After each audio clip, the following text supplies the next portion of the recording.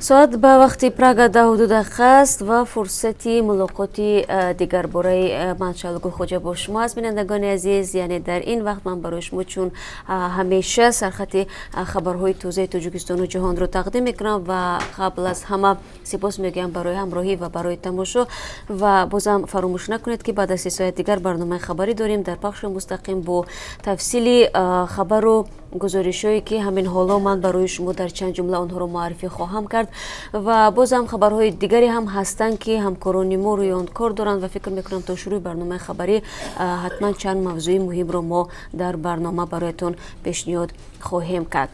хуб, афсари марзбониро ҳам хидматаш барондааст. суханвар олимиён тақрибан 4 моҳи пеш дар дидбонгоҳи баҳораки ноҳияи Шамсдини Шоҳин ба кор сар карда буд ва нисфи рӯзи 4 январ дар наздикии сарҳад бо Афғонистон ба ҳалокат расид. дар робита ба ин қазия як лейтенанти тоҷик ки ҳам хидмати олимиён будааст боздошт шудааст.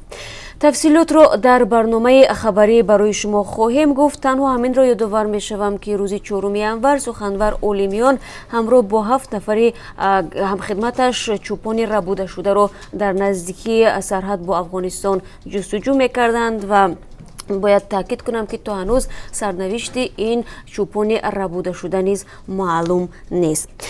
ҳар ним сол ба идораи милиса ҳозир шавед. ҷавононе ки дар мактабҳои динии хориҷ таҳсил мекарданд бо дархости мақомот ба ватан баргаштанд, акнун ҳар ним сол бояд ҳисобот бидиҳанд. аз ҷумла онҳо бояд собит намоянд ки дар ин муддат ба истилоҳ каҷрафторӣ накарданд.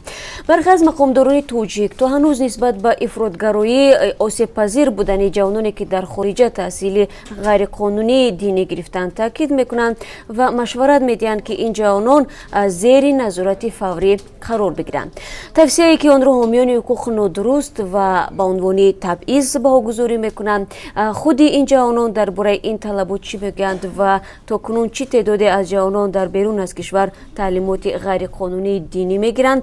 ва суоли дигари муҳим, оё танҳо ба хотири гирифтани таълимоти динӣ зери шубҳа қарор додани ин ҷавонон то куҷо дуруст аст? мунтазир бошед, баъд аз 3 соати дигар муфассал дар ин бора суҳбат хоҳем кард. дар Туркия муҳокимаи 28 нафар оғоз мешавад. ин афрод дар даст доштан ба куштори сафири Русия дар соли 2016 муттаҳаманд.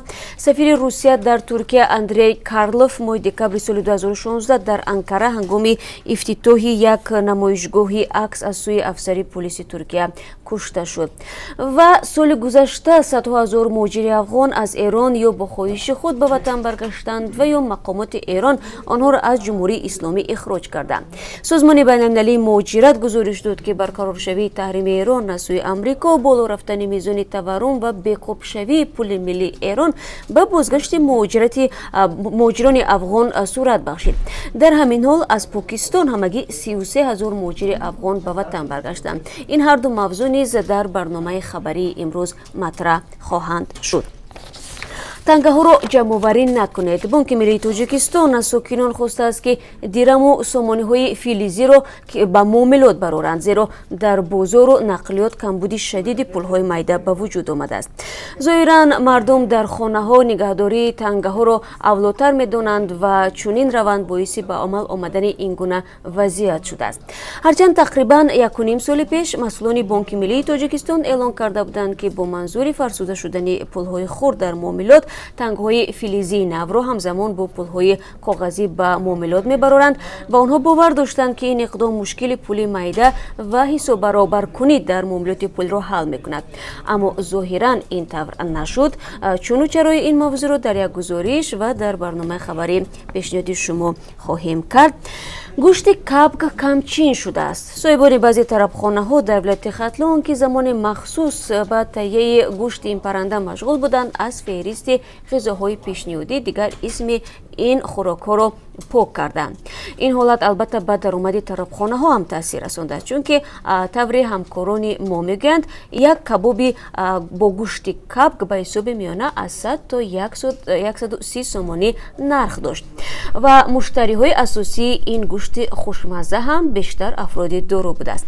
چرا یک بار این پرنده کمچین شد و چرا اکنون تصمیم گرفتن که از این نوع پرنده در طربخانه ها خوراک آماده نکنند؟ در برنامه خبری ما در این باره گزارش داریم و البته باز گزارش های دیگر نیز هست که اگر بعد از 15 دقیقه دیگر ما را همراهی کنید حتما در جریان خواهید بود. فراموش نکنید آزادی ویدیو کانال ما در یوتیوب است که 24 ساعت در شبانه روز برای شما خبرها و گزارش‌های تازه رو پیشنهاد می‌کند، از جمله برنامه خبری را نیز.